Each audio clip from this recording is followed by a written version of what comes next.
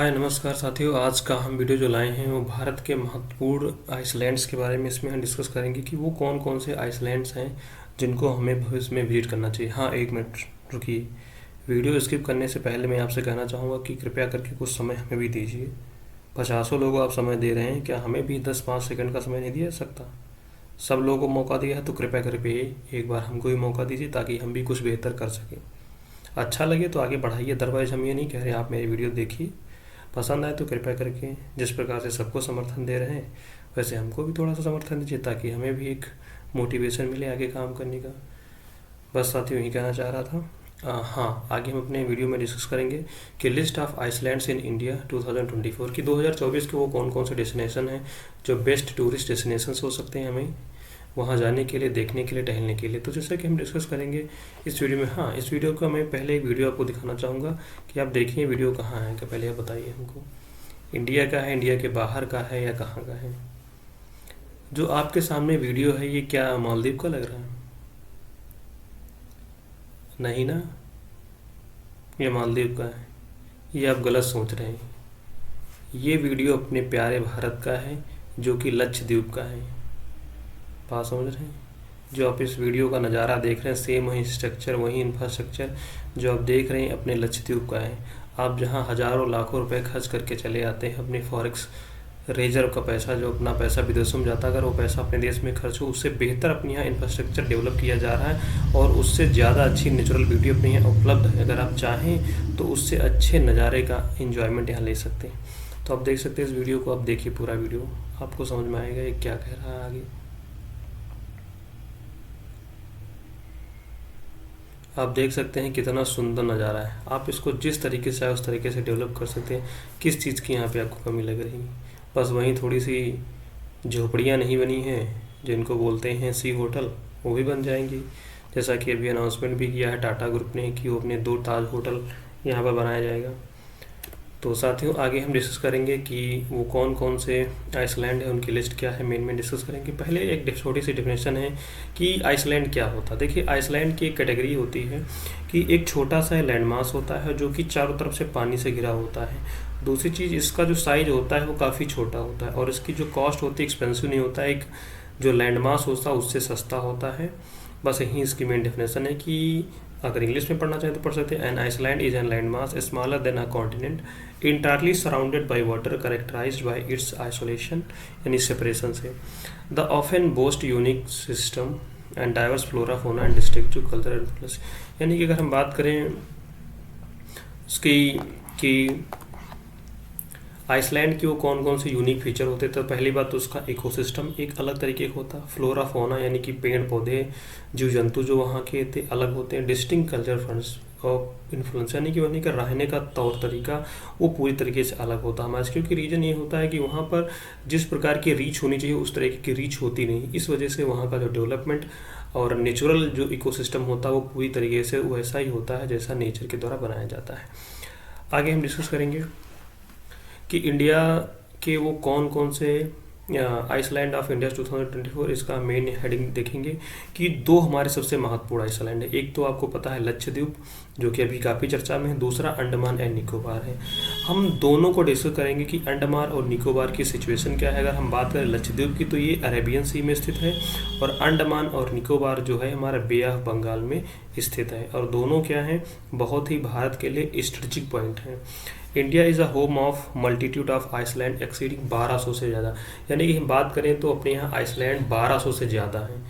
Different का भी हम आगे डिस्कस करेंगे वो मेन कौन कौन से, लेकिन कुछ ऐसे हैं जो हैबिटेबल हैं, इनहैबिटेबल हैं। तो इस वजह से क्या है कि जहाँ पर रहने योग्य है उनको हम आगे डेवलप करेंगे और जहाँ ये रहने योग्य नहीं उनको हम इस तरीके से डेवलप नहीं करेंगे जिससे कि हमारे लिए प्रॉब्लम तैयार हो।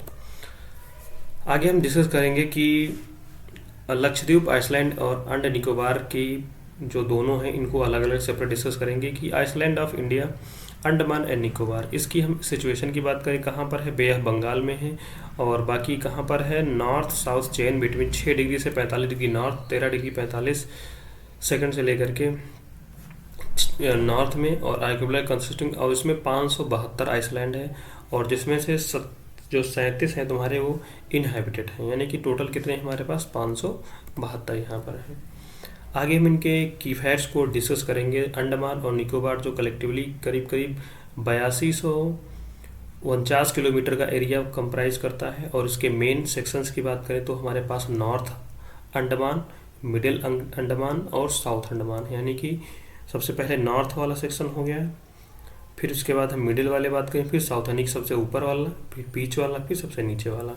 अगर हम बात करें इनको, अगर लिटिल अंडमान को साउथ अंडमान से जो अलग करता है, एक वहाँ पर पैसेज है जिसको हम बोलते हैं दुनकन पैसेज।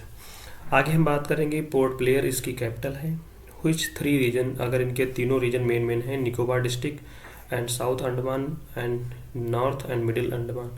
आगे हम बात करेंगे एमंग द निकोबार आइसलैंड की great Nicobar is the largest, यानी कि जो निकोबार आइसलैंड्स हैं इनमें से सबसे बड़ा जो आइसलैंड है उसको हम बोलते हैं great Nicobar. And car Nicobar जो है इसका नॉर्थन मोस्ट है, यानी कि अगर हम बात करें नॉर्थन मोस्ट आइसलैंड की तो वो कौन सा है, कार निकोबार। सबसे बड़ा कौन सा है, ग्रेटर निकोबार। और दुनकन पैसेज से सेपरेट होता है लिटिल अंडमान को साउथ अंडमान से। बात समझ में आई। और 3 इसके मेन पार्ट हैं, नॉर्थ अंडमान, मिडिल अंडमान और साउथ अंडमान। बायरन आइसलैंड एक ऐसा आइसलैंड है जो कि एक्टिव वोल्केनो है, जो कि 2017 में एक बार फूटा था, तब से ये इनएक्टिव स्टेज में है।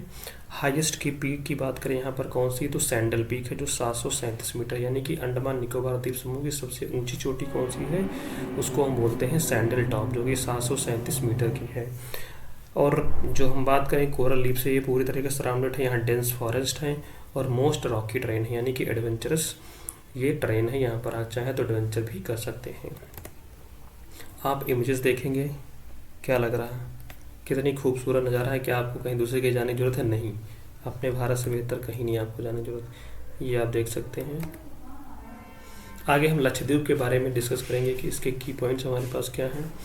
देखिए, लक्षद्वीप आइसलैंड के जो फॉर्मेशन की बात करें तो ये 1973 में बनाया गया था, और with administrative headquarter at Kavaratti, यानी कि इसकी जो कैपिटल है वो कौन सी, कावारत्ती। और हेडक्वार्टर जो इसके हैं वो कहाँ पर है, हमारे कावारत्ती में। जो ऑफिशियल काम है देख रेख वगैरह वो यहाँ होगी।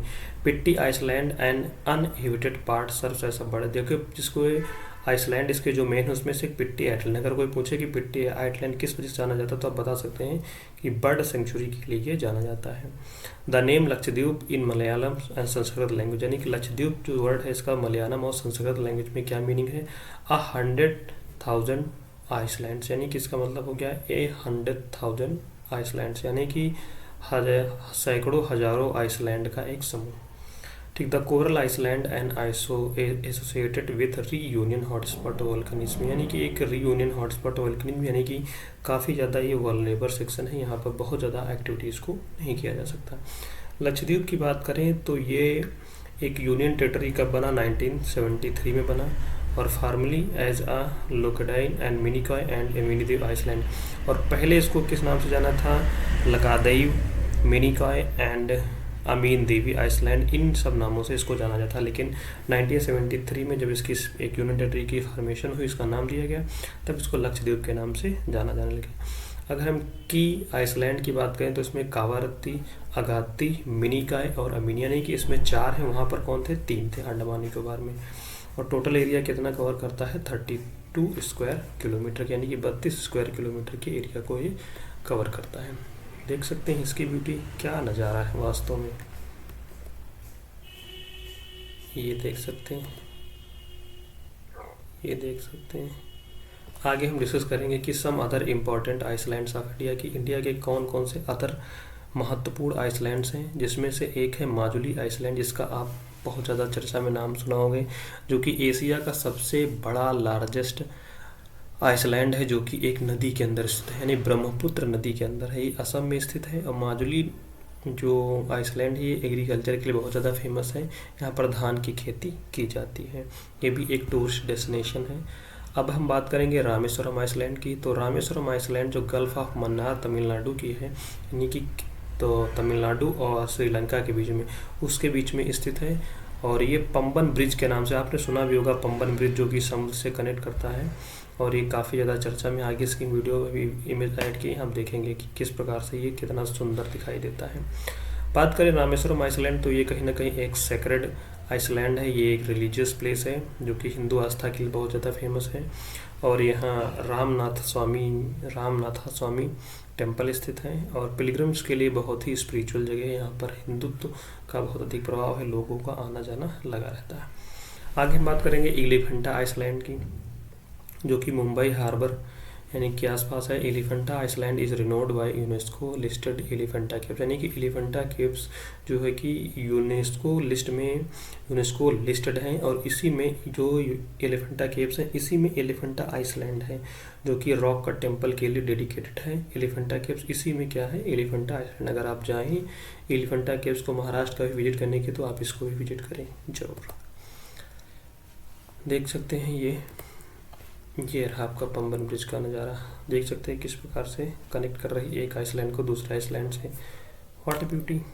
आगे हम बात करेंगे कि दीवार आइसलैंड की। ये गोवा में आपका स्थित है। गोवा की कौन सी नदी पर, मांडोवी रिवर पर, ठीक है। मांडोवी, या इसको दीवार आइसलैंड या दीवार आइसलैंड, दोनों किसी भी नाम से वी लगाओ या डब्ल्यू लगाओ, किसी नाम से इसको आप कह सकते हैं। Celebrated for its picturesque island landscape and charming Portuguese styles houses, यानी कि जो ये फेमस है यहाँ पर। पहली बात तो जो हाउस स्टाइल है ये पुर्तगीज स्टाइल की, क्योंकि ये आपको पता है कि गोवा कॉलोनी हुआ करती थी पोर्तुगीज़ के। 1961 में ये अलग हुआ, बाद में भारत के पास आया। तो आप यहाँ भी जा कर के विजिट कर सकते हैं। That is most beautiful island. अगले हम बात करेंगे नेत्रानी आइसलैंड की, जिसको हम दूसरे नाम से जानते हैं पिजन आइसलैंड के। ये कहाँ पर स्थित है, कर्नाटक के कोस्ट पर स्थित है। Vibrant coral leaf and diverse marine life, यानी कि जो कोरल लीव्स हैं वहाँ पर, जो कोरल स्ट्रक्चर्स हैं उसके लिए बहुत ज़्यादा फेमस है, और मरीन लाइफ यानी कि वहाँ समुद्री जो जीव जंतु हैं उसके लिए बहुत ज़्यादा फेमस है। आप जाएंगे विभिन्न प्रकार की चीज़ें आपको वहाँ देखने को मिलेंगी। लास्ट और इम्पॉर्टेंट, सुंदरवन कहाँ है, वेस्ट बंगाल और बांग्लादेश के बीच में फैला हुआ, जो कि विश्व का सबसे बड़ा डेल्टा है। और फीचर्स आर डिस्टिंक्टिव इकोसिस्टम, और यहाँ का इकोसिस्टम बहुत ही आप डाइवर्स पाएंगे, हर प्रकार की वनस्पतियाँ यहाँ पर पाएंगे, और intertwined waterways island and mangrove forest, और मैंग्रोव फॉरेस्ट भी पाए जाएंगे। आइसलैंड भी काफ़ी बड़ा ये है। और बात करें क्रिएटिंग है वाइटल इकोसिस्टम, इकोलॉजिकल हेवन, और एक काफ़ी ज़्यादा डाइवर्स इकोलॉजिकल हेवन है। आप इस प्रकार से हमने जो मेन आइसलैंड है वो डिस्कस की, क्या फीचर्स हमारे लिए हैं जाना, अंडमान और निकोबार और लक्षद्वीप के, इन सभी चीज़ों को हमने इस वीडियो में साथ में डिस्कस किया। और finally this is the end of video and I would like to say thanks.